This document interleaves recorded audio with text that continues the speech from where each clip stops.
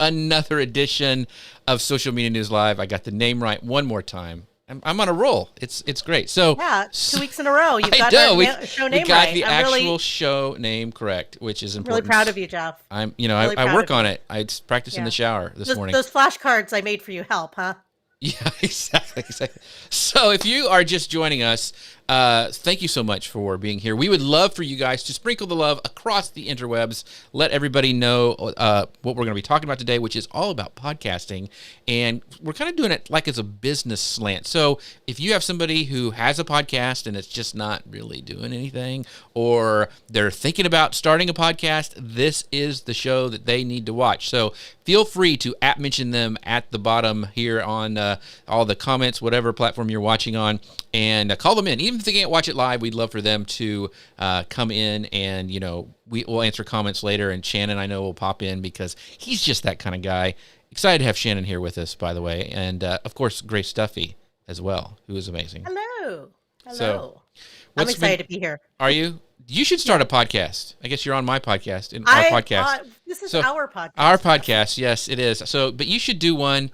You were a blogger back in the day. I mean, I still am impressed with your blogging prowess when you went to Disney and all that stuff. So that's very, very cool. So it's very cool. Well, I'm excited. This is going to be a fun show. We want to talk about podcasting in terms of, like, if you're looking to add something different, something new to your content strategy, this is a avenue worth exploring. So we're excited about this topic today. Yes. So let me get everything ready. I'm going to hit go on the podcast machine. And remember, we're doing this live so you guys can ask the question. So if you have something that you want to ask Shannon, who is a pro podcaster and radio personality, we'll get into all of that. I've known him since back, and here's the Google Plus reference, since Google Plus. That's how far I've known Shannon. So I'm very excited. So if you're all good, I'm going to hit go on the podcast machine. Oh, and I got to pull this up before we start. This is my pal Chris Stone. He goes, great guest. Been watching Shannon's vids for years. He's a fantastic source. Thanks, Shannon. So there you go. The Shanman family is here already. You got a whole fan base. So this is going to be fun. That's great. I'm happy. Well, I think I am your fan, so like I'm a big fan of you and Grace. Grace, I watch you on Jeff's show, so I'm like, I'm a little floored right now. Yes, I feel like she'll floor you. Yeah. I need an autograph. Yes. All right, so I'm going to hit go on the podcast machine, and we will get started. Welcome to Social Media News Live. I'm Jeff Sieh, and you're not. I'm Grace Duffy, and this is the show that keeps you up to date in the world of social media. Today, we are joined by our friend Shannon Hernandez, and he's here today to help us understand how you can use the power of podcasting to grow your business. We're going to be discussing the state of the podcasting industry today and the success stories he's seen along the way, what drives listeners to press play on a new show or a podcast, and we're going to ask for Shannon's recommendations for the best tech and tools to help you get starting with your podcasting journey today. So you want to stay tuned if you're interested in learning about the potential podcasts have for marketing your business. And like I said, tag a friend or a business that you think needs to hear about these updates too. So Shannon, thank you so much, my friend. I appreciate you being here today. You're welcome. Thanks for having me. I'm honored to be on the Social Media News Live show. That's right. I'm big on it because you and I have been communicating since you decided to, since you basically birthed the idea. Like you're like, I want to get this all started. So it's very cool to be on your show. Yeah, and fun fact, if you listen to Social Media News Live podcast, that is Shannon at the beginning doing the end, the calls to action. So that's his voice, and he put all that together. He's an incredible sound designer, and we're going to be talking about that a little bit later. But if you don't know Shannon, Shannon is a 20-plus year radio veteran. He's a podcaster and a podcast producer. With his work at radio broadcasting, he's got the knowledge and the experience to bridge traditional media tactics and strategies with developing online content and marketing. You can find his videos on podcasting and podcast marketing on YouTube, just like our friend Chris Stone talked about. And he currently holds down the weeknight time slot for 98 KUPD FM and is the current sound designer. He's not current. He is the sound designer with me, and he helps me out with Guys Kawasaki's Remarkable People podcast. Amazing sound. If you love the sound of that podcast, he is a big part of that. So Shannon, welcome to the show today. Awesome. Thank you for having me, Jeff. I appreciate that wonderful and colorful intro. You're welcome. Well, we have a lot of our Shan Man friends in the audience. For people that are just meeting you now for the first time, I want to ask for them, what inspired you to get started with podcasting, and tell us about your first show. So my first podcast, and what inspired me to get started with podcasts was many years ago. I wouldn't say it's nearly as long as podcasting, as when it was started, but it was maybe a few years after that. It was about 5 years after podcasting was becoming a thing. There were already people there were already people doing podcasting, and they were just basically sharing files back and forth. And for the most part, when I saw it, I saw podcasting as this new wild west of radio. That's the way I saw it. And so I thought to myself, well, this is an interesting medium, because where we are limited on radio in what we can say, not necessarily what the content of what we could say, but how we say it, or in other words, using cuss words. I thought, well, we could basically get on radio and we could talk about whatever we want without any type of censorship. And so that was really kind of the inspiration of me wanting to start a podcast. And I remember years ago when I first decided to start a podcast, I was lost, probably just like, people are now, maybe a lot more back then compared to today. But for the most part, it was a very primitive platform. Most people didn't know how to get onto podcasting. They didn't know how to submit your podcast into a syndication platform. And so I was starting on very basic hosting ground, and I forget what the website even was to even host your audio. I was trying to figure it out last night. I couldn't figure it out. And I was like, God, what was that hosting platform? I couldn't figure it out, but it was very primitive. And when I started, I thought, well, I really want to take this to the next level. And really those first podcasts were basically me testing out. It's always been for me a test to help people shave time off the process of launching a podcast. So I'm always the guinea pig, as so to speak. So I go through and I go, okay, this didn't work. This is why they should do it this way. That's why when I create videos on my YouTube channel, I say, do it this way. And then when someone comes back and disagrees with me and they say, well, I would do it this way. And I'm like, well, I've done it that way. And it's not going to work the best for you. So just because I haven't made it public doesn't mean that it's, something that you should do.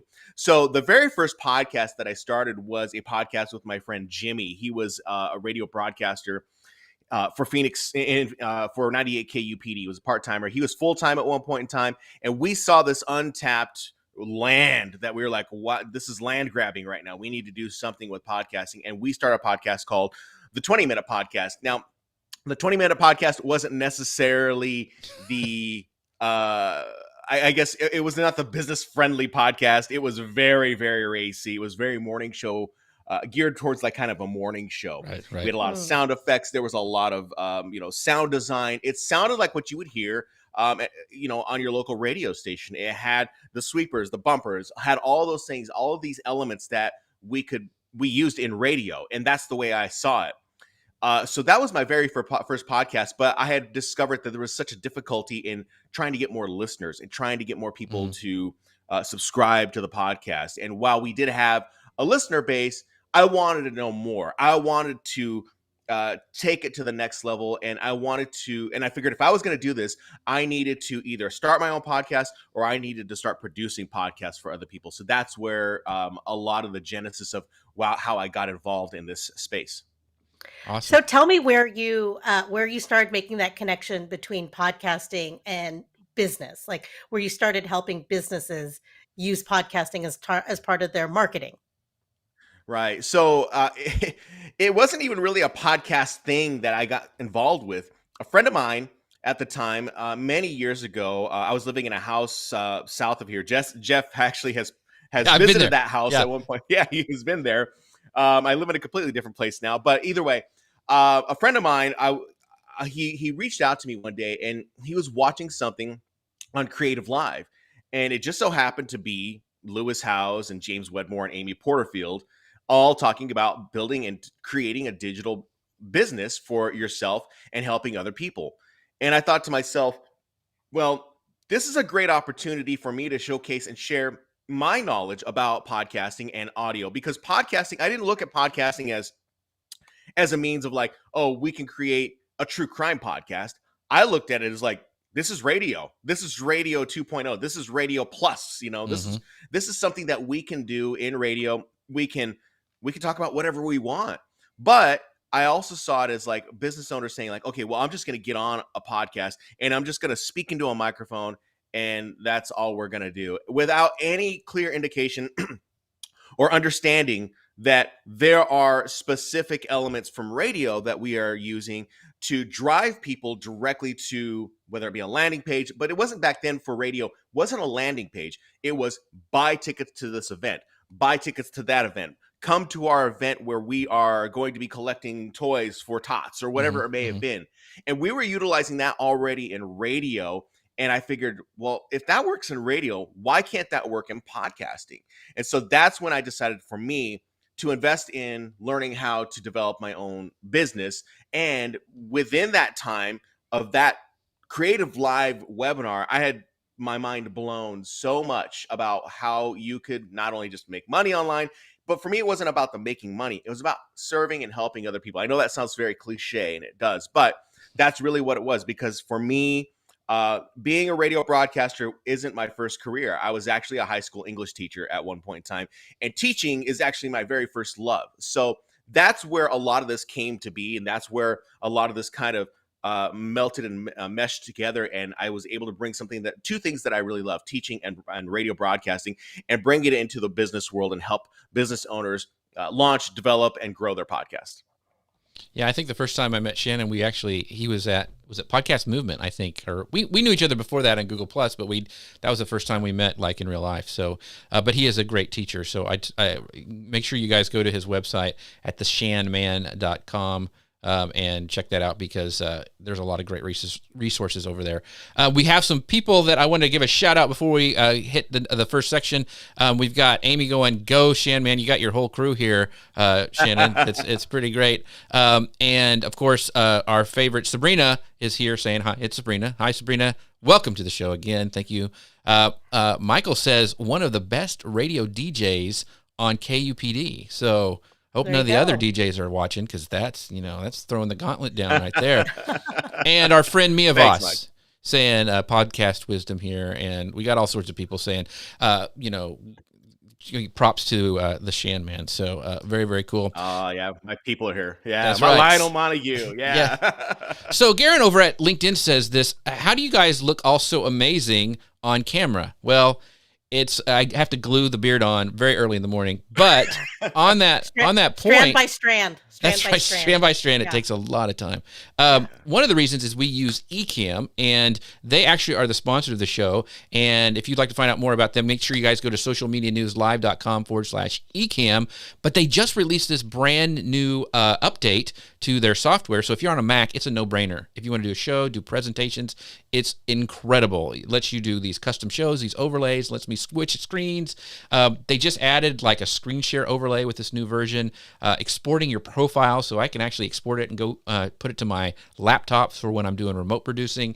It has all these different options for interviews. Like I was able to bring up Shannon's URL. So it's just really, really cool. So if you haven't checked it out, you need to. It's a brand new update. Go to socialmedianewslive.com/Ecamm. Thank you so much, Ecamm, for being a sponsor of the show. Love the product so very much. So that's one of the ways we look great on cameras with Ecamm. But we're going to get into hardware later on the show, so stick around, because we are going to give our tips and what we use. And Shannon actually helped me get my very first mic back in the day when I first started, once again, on Google Plus. On Google Plus, folks. Yeah. So anyway. Back in the day. I'm still using that same mic. It's a great mic. I mean, we'll talk about it later. But anyway, so let's jump right into this section, because it's kind of funny. Grace came up with this title for this section, and it's very true. Podcasts are always the next big thing. So Grace, This is funny. Tell us about it. Well, I can't take credit for the title. It was actually the title of an article in Vulture. It was "Podcasting is Always the Next Big Thing." And it actually charts the 16-year history of podcasting. They credit Ben Hammersley from The Guardian coining the term in 2004. And it's stuck since then. And this article tracks the golden ages, the peaks, the rise and falls. And it's really funny because it goes year by year of saying like, podcasting is dead. Podcasting is back again. Here's this, So we us that have been listening to podcasts for a very long time have been on a very long emotional journey.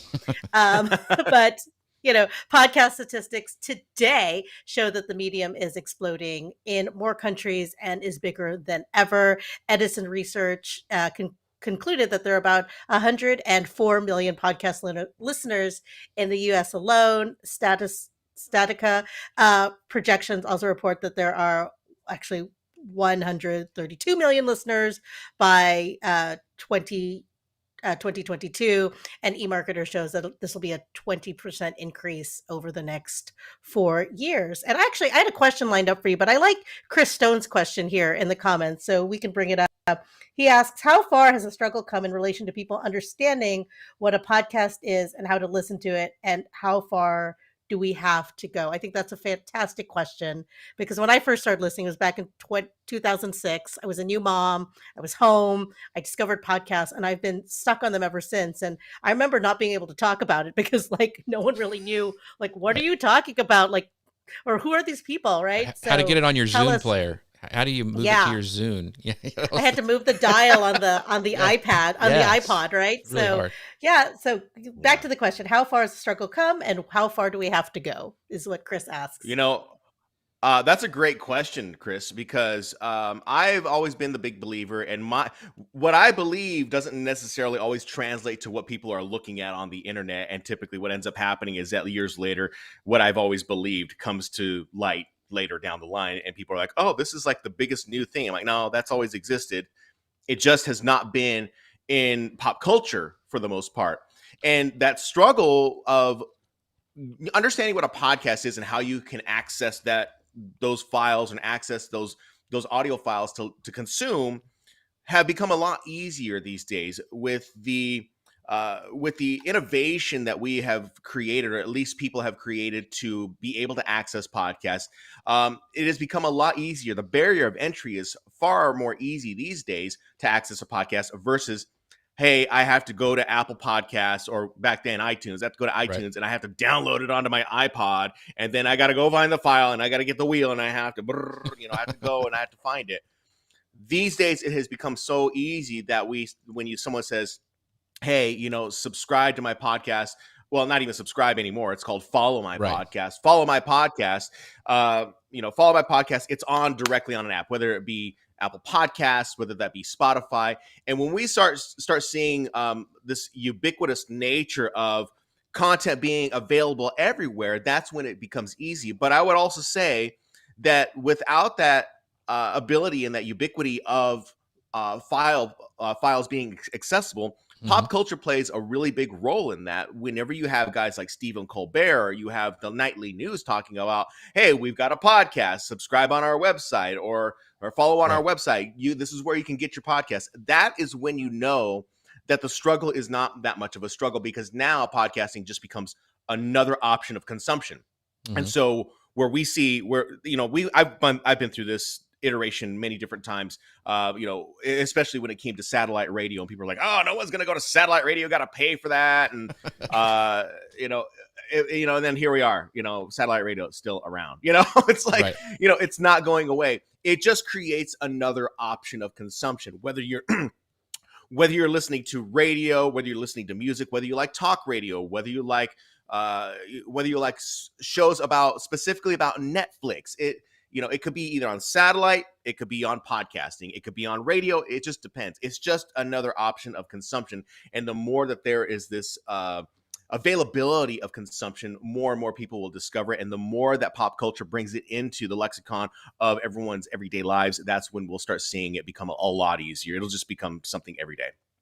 So one of the things that I wanted to pull up that Grace had when she was doing some research, she said that this discoverpods.com said data shows that 66% of people prefer listening to podcasts over watching TV or social media. I get social media, but TV, really? So that's, and books. I mean, so it's like, it's really interesting to me that, 79% of people listen to podcasts while commuting or while doing housework. But we know that podcast listening kind of went down when people were no longer commuting as much in 2020 because we were all stuck at home watching the end of Netflix. And we saw the rise of social audio over this period.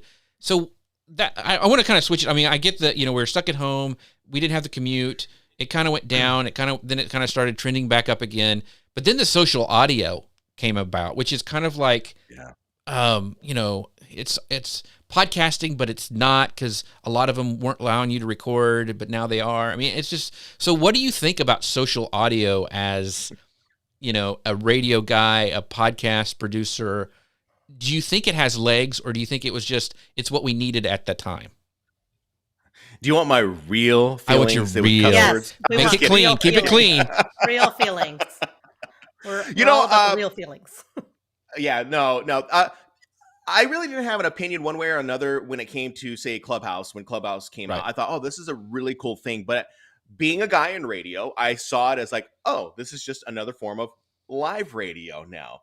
And that was really where my mind went, because the medium of radio and TV has always existed. Just the modality of how we deliver it might change a little bit, but the base of it is always going to be the same. I believe. I know I'm talking kind of like in nebulous terms, but that's really how I see it. Is that it's always the same, but it's just delivered a different way. Now that we have social audio like Clubhouse, and of course, that for me at the time was something that I was not interested in getting involved in, because there was not that ability to record your conversations over Clubhouse. And so then I'm over here rigging up, hey, I can rigging up my phone and putting it through my mixing board and saying, like, I can record audio. And then Clubhouse is like, no, you can't record audio. That's against the rules. And I was like, I don't know who's coming up with these BS rules, but you really need to put this audio up there, because that's what people are looking for. Because when Clubhouse came to light, I was like, this is appointment setting listening, and that is what radio is already doing. If you've ever listened to the radio, whether you're listening to traditional terrestrial radio or you're listening to Sirius XM or whatever it may be, that is just radio consumption, you know that there is an appointment setting segment within that program itself, especially with terrestrial radio. Because if you, like, for example, my shift has 2 appointment setting segments within the 5-hour period that I talk. One of them happens to be called the 8 o'clock shuffle, and the other one, of course, is what you hear probably all over the nation, but it's Mandatory Metallica. So those 2 appointment setting segments within that particular shift itself allows people to come and gather and listen, and that's where you're getting a lot of people who will consume, and that is the highest point of listening. 8 o'clock shuffle starts at 8 p.m. Obviously, I play 4 songs on shuffle from my phone, and people get to hear songs that they don't typically get to hear on terrestrial radio or even, say, satellite radio. And so that's what keeps them glued in. That's what's supposed to keep them glued in. I saw Clubhouse as another means of appointment listening, where people come in, you make an event, and you come and you say, okay, we're going to be talking specifically today about building graphics inside of Adobe Illustrator versus using, say, Canva. And we will break down each step, blah, blah, blah, blah. You can make the description whatever you want. And those people who are interested in graphic design will attend that particular that Clubhouse, or now it's a Facebook audio room, or Twitter, Twitter Spaces, and people would come and they would consume. But what the beauty of it was is that it was just like radio. It was just like radio, where you had a host and you had a co-host, but then the dynamic of bringing in callers to discuss and ask questions, or being on stage, that the dynamic changed. And when Clubhouse said you can't record audio, I was like, you guys got to get whatever you got going on over there together, because this is what it is. And so the ability to have a live call-in show, it was like a mesh. Remember the days, Jeff, where it was like in Google Plus, you could bring people in, and you would talk, but you could read the comments like what we're doing here. But bringing people in, that engagement just took it to another level. I thought that was huge. So in 2020, because we saw podcasting kind of start dipping because the commute was a little bit different, more people started investing in learning about how to do live audio. Will I say that live audio is the best thing for everyone? No, because I hate to sound like this, but most people suck as presenters. They don't know how to Right. present. Right. And there's a lot of dead air. And they're like, oh, wait, hang on. And then you hear shuffling in the background. They're trying to do something. And it's like, they don't know how to keep a conversation moving. Does it mean that I think they suck? No, they just need practice. They need to learn how to keep a conversation moving. They need to know when to pause. So this different dynamic of creating audio on the go, on the fly, adds a whole new element of presentation because there's zero editing. Now, you can edit everything in post-production, but the presentation of how you deliver that message is a whole other level of presentation when it comes to doing social audio. Yeah. I don't poo-poo anything, because I think you can build a network wherever. Like a lot of our business comes from Google Plus, if you trace it back, actually. I mean, you're working on Guys Kawasaki's thing because we know those people from back when we were in Google Plus. And so I think you can build, it's like, if you can build relationships on Clubhouse, go for it, because I think you can do it anywhere. So I'm not going to poo-poo it. Dustin did say that recording on Twitter Spaces is now available. So there's an option if you like that kind of, if you love social audio and you want to record it, you can on Twitter Spaces, and he knows what he's talking about. Gary asked this. Well, first he says he started a podcast focusing on small business at his company, and it's a lot of fun to work on. Yeah, podcasts are fun, Gary, but kudos to you for starting a podcast. That's awesome. He also asked, do you think there is any benefits to doing a full interview transcript for podcast SEO? And we're going to get into podcast SEO in a minute, so let's sit on that question, because that's a big subject that I want to talk about. But I want to go into, why do people listen to podcasts? Like, why would they not just turn on the radio? What is it about podcast that is different? What are your thoughts, Shannon? Right. It's, what it is that there's always the two things that come back to the days of Google Plus. And I mean, I'm sure Dustin Stout He'll get on us for that. This. Yeah.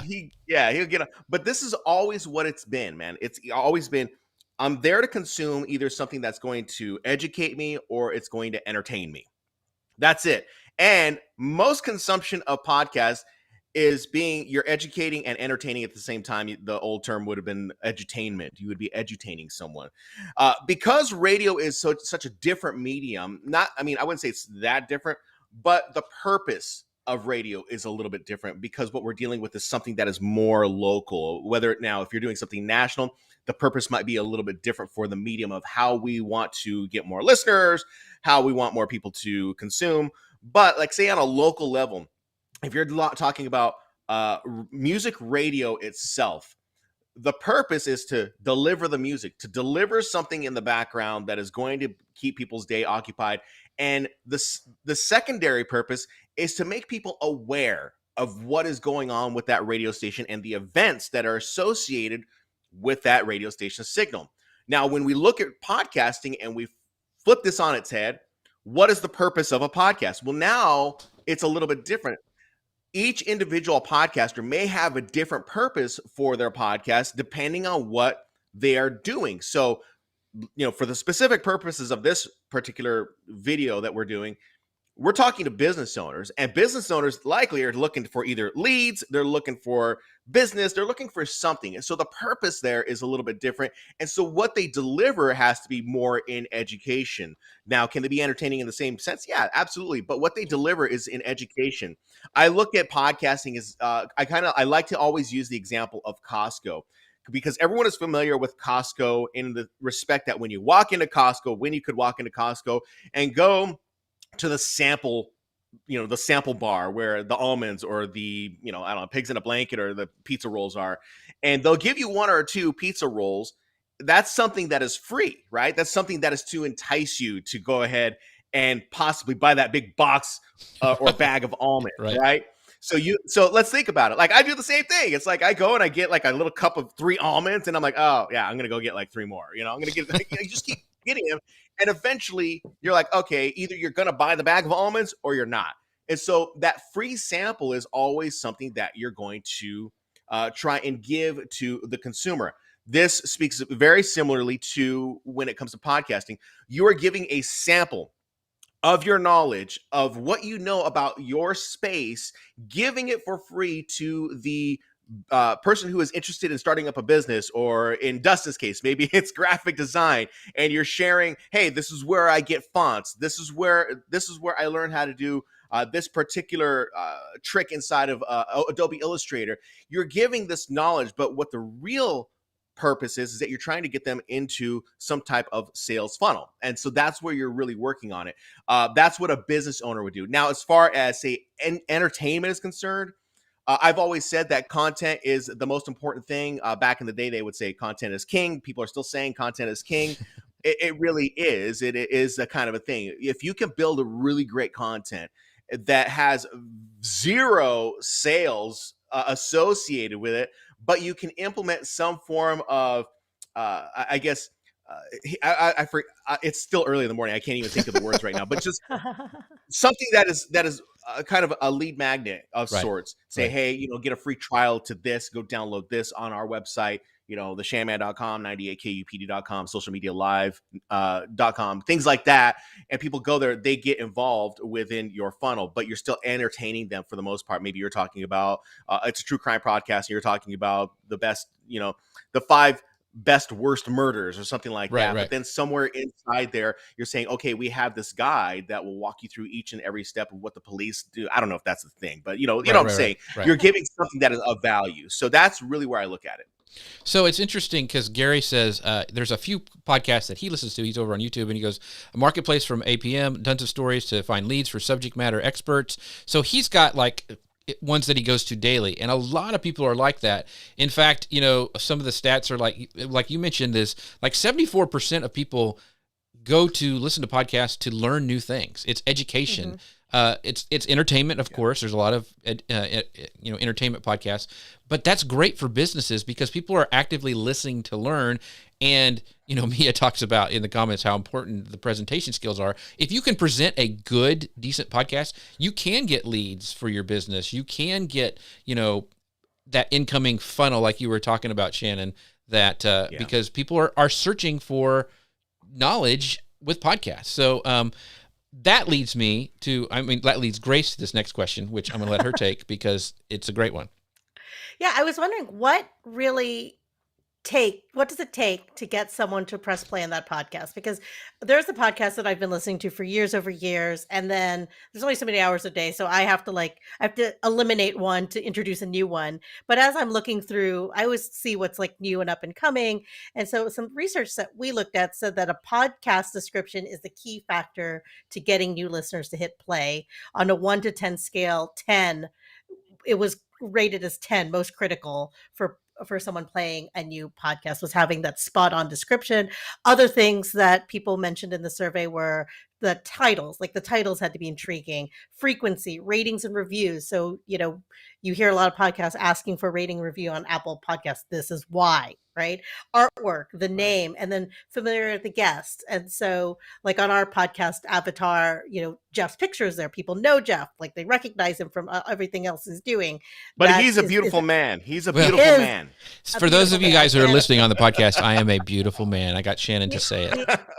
Yes, he is a beautiful man. He has a face for podcasting. Yeah, exactly. Thank you, then Chris. The other one is the host. So I know everyone's here for me. So so in your opinion, Shannon, your expert opinion, I should say, what do you think is something that businesses and marketers should be prioritizing as they are publishing this content and trying to get people? Because let's say you got the subject matter, you've got the presentation, you've got an incredible co-host like Jeff does. How do you get people to play? Yeah. So it's going to be, you have to really break it down into the nuts and bolts of the process of what the listener experience is going to be going through. Because the listener experience doesn't start, obviously, when they're listening. The listener experience starts, like you said, when they look at the description or they look at the title of something. And so as a podcaster or a content producer, you as the producer have to come up with the title, especially, when we talk about, if we're going to talk about SEO later on down the line, we could talk about that. But something that is going to catch someone's eye, something that is going to be a common question that is asked over and over, or, these are the 3 reasons why podcasting is is starting to fade away. I mean, I don't know if that would be something that someone is going to listen to, but here are the 3 reasons why podcasting is going to be going away in the next 2 years. Someone might click play and go like, I want to hear what this guy is going to be saying, because what a jerk. He's dumb, but then it could be almost clickbaity at that time, but there might be an actual reason why that host thinks that podcasting might be fading away. It's not, obviously, but that could be a reason. And you see this all the time in descriptions and in titles of podcasts. The description should be, I always say to people, the description should always be, it should look like kind of like a Netflix style description. It's not too long, it's not too short, but it gives the basic gist of what you would be discussing in that. And it's supposed to be a tease. Descriptions are always teasers of what a Netflix show is about. I mean, You don't get the whole movie in the description. You get the tease of what it's about. George is a man who is who's a stay-at-home father who has his daughter kidnapped by 5 terrorists, and George's old training in becoming a Navy SEAL may bring him may help him bring his daughter back. I mean, it's just a tease. I mean, it doesn't give you the whole story, that description. So you would want to use those descriptions. But if we were to now take it to the listener experience, when someone says, "Oh, I want to know what George is going to do and who he's going to mess up," right? They'll click play. And so then from that point forward, we look at podcasting from an audio standpoint. We look at that from the perspective of, we need to have a good lead. We need to have something that is going to capture their attention. There are many different opinions about this.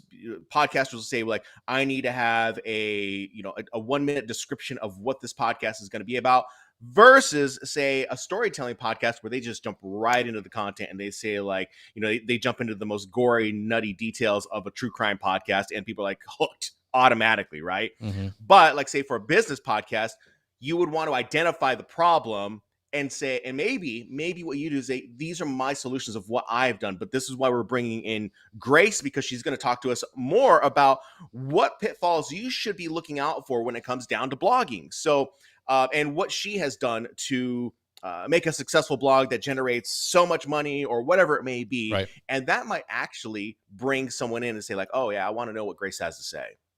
Interesting. Every time when you're talking about that, I kept thinking, like, in a world, Curious George fights back. It's like, some, I guess some of that monkey, like Taken. Anyway, so I have a twisted, sick mind. So we've got a bunch of great questions that I want to bring in from. Dustin has a great question, and it ties into Gary's question. It says Dustin wants to know, do you publish a dedicated web page for each podcast episode, like a blog post? And this ties into Gary's question earlier about the benefits of doing a full interview transcript for a podcast episode for the purpose of generating that SEO and getting people to discover you, discoverability. So talk to us about, as far as, like, you've published the podcast, what else do you need to put out there to drive interest in it, I guess? Yeah. So I've been trying to make this clear to podcasters that there is a difference in the show notes of the description, what you would actually be consuming, say in Spotify or Apple Podcasts, versus the transcript itself. And so what we have seen over the years is that we've seen an evolution of how this works. You've seen back in the day when this was a big thing about, hey, you have to have the full show transcripts on your website. And people are like, I am not transcribing that entire thing. I am not paying $60 for this to transcribe something. They're like, I'm not doing that. And who's going to read any of that? It wasn't necessarily about reading the transcript. It was more about the SEO, what the Google bots are crawling on your website. So to answer that question from Dustin is that, you should have, like, say on a blog, you should have your podcast episode above the fold. So I think that should be the very first thing, because you're trying to get some listens. And if you can get someone to click play and they go, oh, I want to keep hearing more, that's great. But then below that should be your show notes, that little Netflixy type description of what the show is about, and include links inside there that may lead people to go to a landing page or to some type of resource that people are looking for. Those are great for SEO. They're great for click links on your website, whatever it may be. All right. Then below that, I would have the transcriptions. Now, a lot of people here have WordPress websites, and there's, I don't know if there's plugins. I haven't had a WordPress website in years, so I don't know what this is like anymore. But I do know that on my platform, I use Kajabi. Kajabi implemented they implemented a podcasting feature on their platform. And within that feature itself, they gave you a section to put your transcripts inside of their website. But it was, as it appeared on the front end, it showed the player, it showed the description, and then below that showed the transcripts. But the transcripts were placed in a box down below, and it was grayed out. So it said it says transcripts. That's all it says. It says transcripts, and then all you see are time codes, and that's where you can put your transcripts. No one is going to read a transcript. They may see something inside there that is going to be exist, but we're utilizing that for SEO so that when someone does a search inside of Google, that maybe some of the density of those words or how many times something is repeated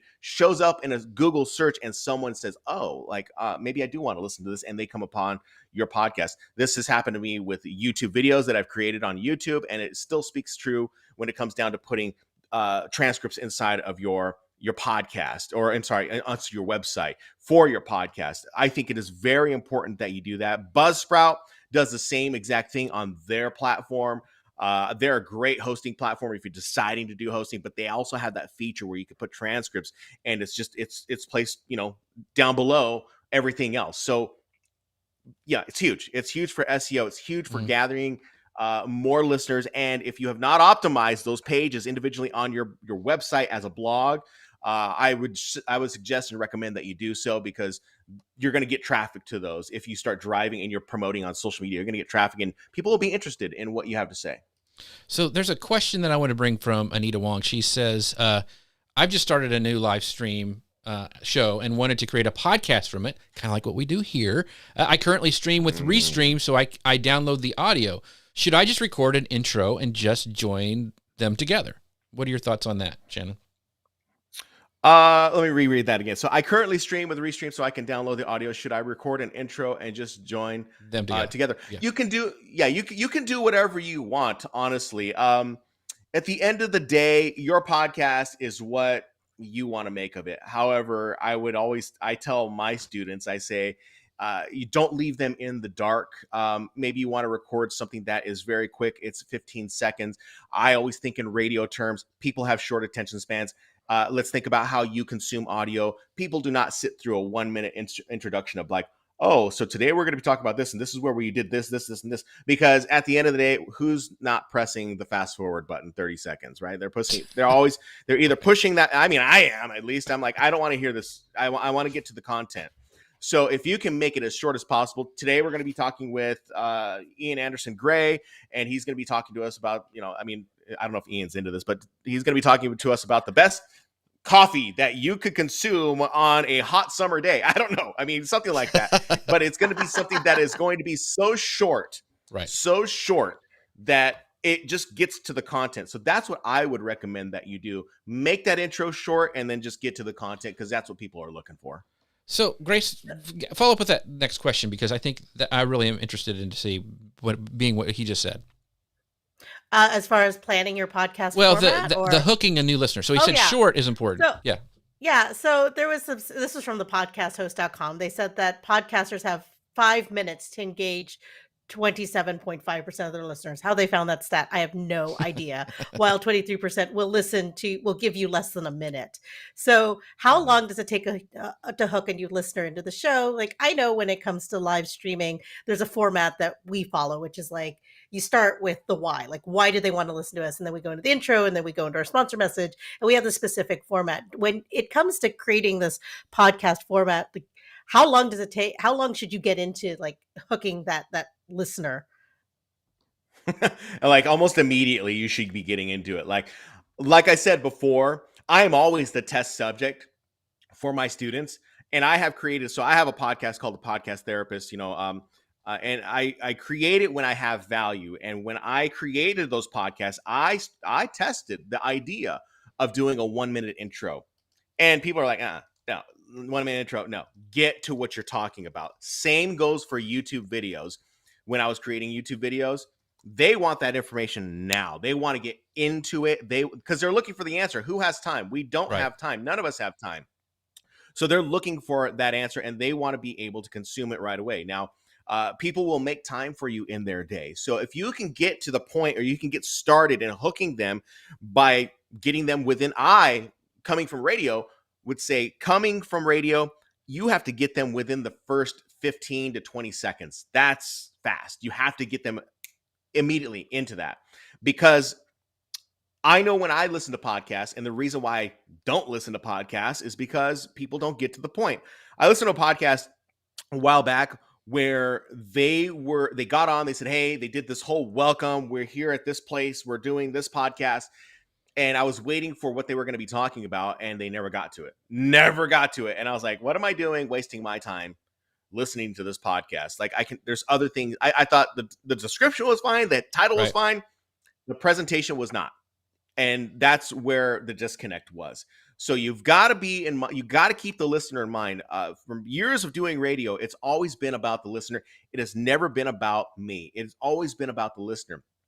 What I can bring to the listener, my knowledge, my humor, my entertainment, whatever it may be, that is my talent. That's why they call radio personalities talent. Your talent is to be able to disseminate that information, that entertainment, but it's always about your listener. So keep your listener in mind. Keep in mind what their behaviors are on the other side of the microphone for you. They're in their headphones.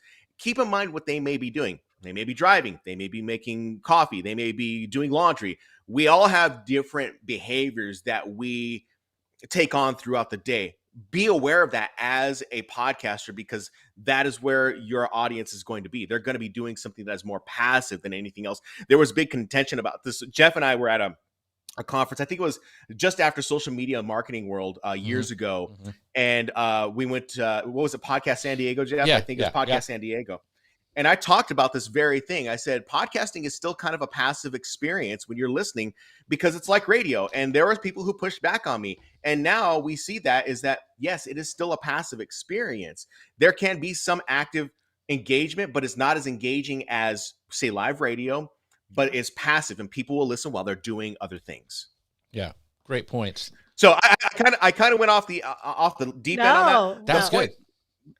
The point being is that you have to capture them within the first 15 to 20 seconds. Short answer. So I would ask you another question, just really, really quick, like I scroll through like the podcasts that I subscribe. There's only a few podcasts I listen to every episode, but and I think they do this with Guy, is they scroll through and see who the guest is. Like Guy's talking to Seth Godin. They're like, oh, I know Seth. I want to listen to him. So I think those titles, especially if you're doing an interview show, and we had some people asking questions about interviewing, is to add those your guests as well. Like for this live show, and when I put it out as a podcast, I'll put with Shannon Hernandez, because I want to capture all of Shannon's humongous audience and have them listen to my podcast. So I really want to do that. So you have to be strategic about this kind of stuff as well. And the point that Grace made, and Shannon as well, is grabbing them super, super quickly. So, all right, we're running out of time, but this is so fascinating. I love this stuff. Go ahead. On the topic of delivering what we promise, we are talking about growing your business with podcasting. So I want to flip this around, Shannon. I want to ask you, why should businesses consider hosting a podcast over any other content marketing initiative? Like, we know that they can be doing anything with their marketing time and dollars. Why podcasting? And I want you to tell us too, please, what are some of the biggest success stories you've seen along the way as far as connecting podcasting with growing a business, either for you or for your clients? Right. So first question. What was that first question? I'm sorry. There was two questions in there. There is. And my short-term memory is so horrible. I like to pile on the questions. I'm like an SAT quiz that way. SAT test that way. So why should businesses consider hosting a podcast, and what are some of the successes along the way? So this is a really good question, and I get asked this a lot. I was asked this question, and I'm going to be asked, I'm sure, coming up in the next week. I'm going to talk for ASU's venture program, because they want to know this exact question. Why do I need to do a podcast? Well, let me be straight and honest with you, because I would much rather give you the straight and honest answer, okay? You can choose whatever platform you want. It just depends on what you're more comfortable with. I know that there are people who are more comfortable with doing podcasting because they don't have to put themselves on camera. and they don't have to look pretty, and they don't have to, none of that. They can just do something in their pajamas and record it in their bedroom, and they call it a day. But there is no better time to start a podcast for your business, because where you might be doing business in the traditional sense of getting leads, whether you're getting awareness to your brand, whatever it may be, you might have to be doing it in person. And of course, I think that was all really the pandemic shaped more of what we would be doing in podcasting as far as getting more leads, right? And getting more people to come into being aware of our brand. And so as a business owner, when you come in and you start sharing your knowledge and expertise about a specific topic, whether that maybe that topic happens to be like, I mean, this is not a plug, but this is a Hydro Flask, right? Here's a Hydro Flask cup. So Hydro Flask could easily have a podcast that talks about not just about Hydro Flask, but they're talking about the different ways in which we can stay cool in the summer, or maybe how we can consume different soups, or how we make different soups, bring in different chefs. And not only are they bringing in these different chefs, but they're bringing awareness, and they always bring in the idea, well, yeah, you could use, I mean, they don't have to say like, yeah, we put these in our Hydro Flasks all the time. I'd be on an 8-hour hike and I open up this container, and it still has soup that is piping hot, and you can see the steam coming off of it. Bringing something like that into your business, whether it be about a product, a service, anything for that matter, allows the business owner to really showcase their expertise and capture more leads. That's, at least in my opinion. It may differ for some other people. We have to think of the objective of whatever we are trying to do with our podcast. Some people don't want to do that, but for business owners, they're looking for leads. They may be looking for consultations. And that's where I see people saying, oh yeah, like you can call me up, or you can hit up my web form at theshanman.com/whatever it may be. And let's schedule out a consultation. It may be a free consultation, it may be a paid consultation, whatever it may be. It's always a lead going somewhere, especially if that episode is interesting enough for them to say, yeah, let me check this out. Because me, as the producer of the podcast, or the host, I am genuinely wanting to help someone out, because I know what their pain might be, and I have that solution for them. So if I can be that painkiller for them, let me continue to keep podcasting. That's a great point. And Sabrina says, Shan is so on point. I really appreciate that. So she's getting what you're selling there, Shannon. So so that's great. And I think one of the things that there's something about podcasting, coming from a business standpoint, there's something really intimate about being in somebody's ears. It sounds weird. And we've talked about it as a passive thing, and you're like, well, how do you get leads and all this stuff? But there's something about being in their ear week over week, giving them great advice of something that they're tuning into that is just, you can't get. Even with live video. I love live video because I can react to people, I can pull their comments on. So it's a specialized thing as well. But having it as a podcast, man, being in their head, there's just something about that. So yeah. When we think about the consumption of that real quick, when we think about the consumption of that and the modality of delivery in which we are delivering that content, because if we look at a YouTube video versus a podcast, YouTube videos on average, I think, still have about 3 minutes of consumption. If you're making a 7-minute video, people are still consuming about 3 minutes of that, right? Because they're watching a different medium. But when we look at podcasting, people are listening for a much longer span of time. And that is a chance for you to become more intimate with them. Because you're in their ear, you're on their smart home device, whatever it may be. So the modality may be different, and connecting with them is a little bit different as well. Yeah, and I want to bring up Chris Stone gives me, and I can't remember the quote exactly, but his point about businesses starting to podcast for all the reasons we listed before, but also you mentioned you don't have to get made up and do a YouTube video, you don't have to get on camera. And also, there's less competition still. If you want to be a YouTuber, it's a lot harder to break into YouTube than it is to break into podcasting. It's still, I think, ground floor. I mean, there's a lot of podcasts, but there's still room for your podcast out there. Would you agree, Shannon? Yeah, there's always going to be room. I mean, with the amount of podcasts that are out there, people say like, "Oh, I forget what it was, Grace. How many people how many podcasts are in the syndication platforms?" But people look at that and they go, "I'm never going to get found. I'm never going to get found as a podcast." That's just not true. It's not true. When you start building, like what you said, Jeff, when you start building a network, say on Clubhouse, Well, Right. there's an audience there who is not aware that you have a podcast, and you have way more information that you can share with them. And then so as you do this back and forth marketing, you're able to push them from one platform to the next, because people always want to learn more. Just like in radio, we do radio, but people freak out whenever we have something extra that they can Right. chew onto. And then, like, if it's the morning show doing something else, they want to consume it. So it's just this ability to be able to push people from one area to the next and have them consume and learn more about you. Yeah. Absolutely. So as we're running out of time, because we tend to do that, I want to really quick talk about, podcasting tools and tech. We've had some people say, what platform should you put your podcast on? Because there's so many. We've had people in the comments, Ian, saying what his favorite are. Peg dropped in a great one, a plugin that Pat Flynn uses. Fusebox, which we were talking about putting, transcripts. You can do that as well. So there's all sorts of ones. So what does somebody need to get started with podcasting, especially a business owner, and, what kind of tech they need, and where should they put their podcast? Yeah. So if cost is an issue, then you can start on a very low level. And I talk about this all the time. You can start very simply, very, very simply at bare bones with a USB microphone, like a Blue Yeti mic, or you could use an ATR 2100X and Zoom. I mean, that's very, very basic, bare bones. Or maybe you're using something like, you can use that microphone with Restream or Ecamm. You could do something like that, because those services are still affordable enough for you to say, like, okay, I want to invest in this. And so you can use those platforms. But if you want to take it to the next level, you want to use equipment for your podcast. You want to get a better sound out of your microphone. You want to have more mids, more highs, more lows, and you want that radio sound, that booming voice sound. Then maybe you get into something at the next level, which would be a Yamaha MG10XU mixing board. And then you maybe want to get into a better microphone. You can use, like, say, a Shure SM58, but a lot of podcasters these days, and you see it everywhere, whether it be on YouTube or whatever, they're using the Shure SM7B microphone. That's what I use currently on my my setup, and that's all I'm using. That's really all I'm using. Very basic. So that's the hardware that I would use.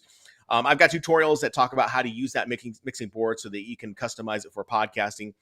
But then from there, you can use that. Now, as far as recording it, you can record in Adobe Audition, or you can record, like I said, on Restream. That's where you're going to get the meat of where your audio is coming from. So using those platforms to capture the audio and being able to download it, you can do whatever you want afterwards, obviously, to edit it in. I use Audition, that seemed, and knowing how to use Audition and knowing the process of what you want to do with your podcast inside of Audition is very valuable.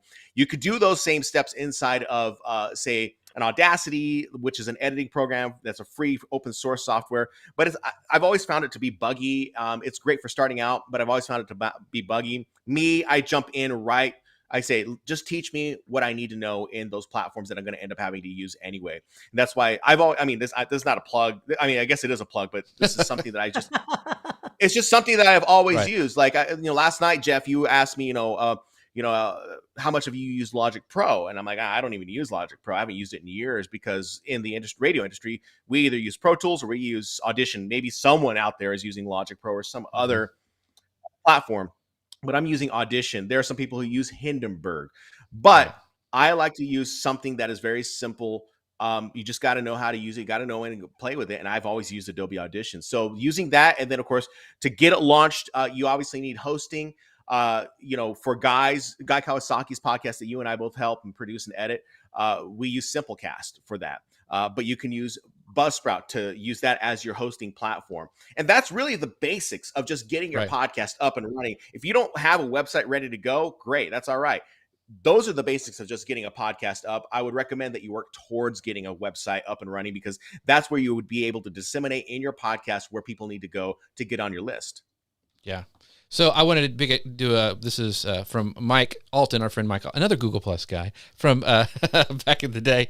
He goes, I am loving Shannon's course on Audition, using it to edit right now. He says, thanks, Shannon. So if somebody wants to get your course and, try it all out and, find out more about you, because we are right at the end of our time together. We need to do a part 2, because we just cracked the surface of this stuff, and Shannon knows what he's talking about. So where can people go to find you, your courses, all that kind of stuff? Yeah, just go to theshanman.com and you can see on the front page there, I've got multiple free resources as we talked about in this particular, live stream. So go there. And then of course you can see that I have courses available right there that are available for Adobe Audition. Reach out to me personally. Just mention that you were on the Jeff Sieh live stream, social media live. Jeff and Grace, mention Jeff and Grace, and maybe we can work something out and get you in on that course. Not at list price. All right. So just come on in. You have to reach out to me. I don't do the coupons because, people never use the coupons. You have to come and directly email me, or reach out to me, and then we can work something out. So real quickly, talk about this. We didn't get a chance to really dive into Kajabi, but you use it. And you were talking about how much you like it for podcasting. And just real quick, why do you like it, and why should people check it out if they haven't before? Yeah, that's I love Kajabi at this point. In fact, I moved from Buzzsprout to Kajabi because of the feature of the podcasting feature. They have set it up. It's pretty much equally as simple as Buzzsprout. But the beauty of it, and what we're seeing as far as trends are concerned in podcasting, is that more and more people want to have a paid private RSS feed. And within Kajabi, they are able to create a private podcast that can be either paid for, or it could be, it's just behind a paywall of some sort, and you can start monetizing your podcast there. So that's why I liked it, because you can create it and use it as an offering of additional content, and in turn, you as a business owner are making money. That's why I use it. That's why I will be using it more. Awesome. So as you can tell, Shannon knows what he's talking about, and we are at the end of our time today. Thank you guys so much for joining us. Grace, where can people find out more about all things awesome that is Grace Duffy? You can find me over at Restream, as we mentioned during the show, that it's a great place to host your guests and record your content and get those audio files so that you can get started on your podcasting journey today. So check us out over at Restream. And you can also find me over there. Yes. Make sure you. We love you, Grace. We love you. That's right. I love you, Shan man. This is awesome. I sent this guy like 40 questions, and I think we got to 10 of them because, you can tell he knows his stuff. So, yeah. By the way, we are also a podcast. You can go find us on your favorite podcast player. Just do a search for Social Media News Live. We would love for you guys to give us a rating and review over there as well. Our next show is Friday, November 12th at 11 a.m. Eastern, 10 a.m. Central.